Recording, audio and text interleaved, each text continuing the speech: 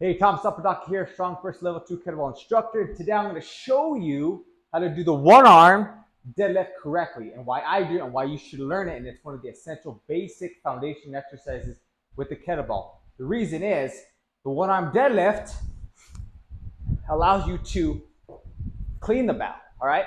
So in order to clean the bell, you have to have that deadlift process down, all right? You have to know how to deadlift and get that bell up here, because the difference is the only difference between the deadlift and the clean or the bell position, and then it also translates into the one arm swing. All right, that's later on once you get this down. But first we need to start with the deadlift, just like we start with the two arm deadlift for the two arm swing.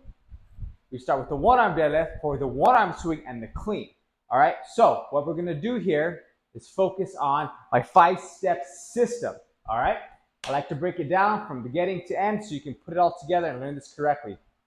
All right, so first step is the setup. Of course, you want to have a good solid setup.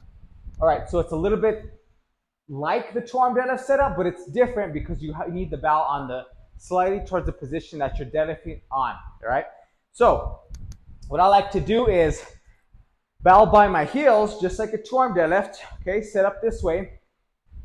And if I'm deadlifting with my right hand, I slightly shift to the other side so the bell is towards my right leg because it's going to be deadlifted with my right arm, all right?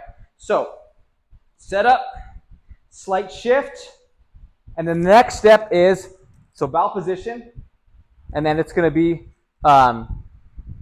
your shoulders are going to be packed, and that's part of the setup. But first we need to hinge down.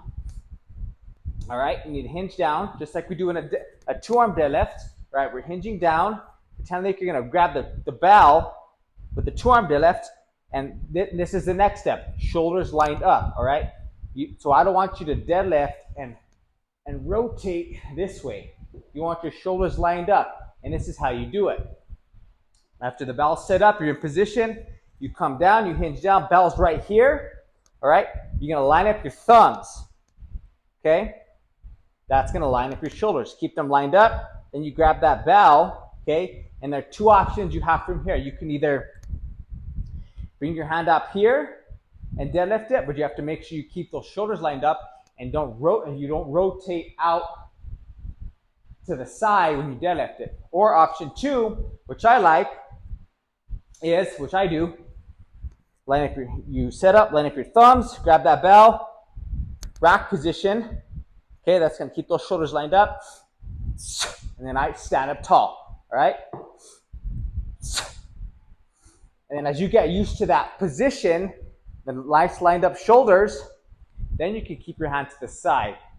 I'm trying to get you to avoid, like I said, rotating like this as you deadlift it. And you do that when your arms kind of just hanging out here. That's why having into that rack position is going to help you really keep those shoulders lined up, and that's one of the keys to the one-arm deadlift because, like I said earlier, it translates to the one-arm swing. When you're doing a one-arm swing, the last thing you want is rotated shoulders, because then your spine is rotated, okay? It's twisted. You want to keep your shoulders lined up when you're swinging it, all right? You don't want to rotate. How do you do that? You first do it with the one-arm deadlift. Keeping the shoulders lined up. That's why I like the rack position. I do that when I'm doing my one-arm swings and my deadlift. So I suggest you doing it that way. All right. So as we go through the steps again, we set up. All right. Bells closer to the side that I'm deadlifting it on. Hinging down. Line up my thumbs. Grab that bell. Grip the bell. Pack your shoulders down. Shrug up. Shrug down. Get into the rack position. And you stand up tall with the bell. Down. Reset, down. Each rep is individual. Stand up tall, legs locked, glutes forward, abs fired, shoulders packed. All right, come down.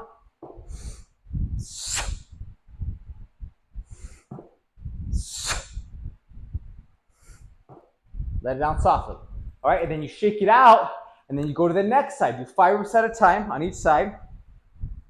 So slide that bell to the other side. Same setup, same approach.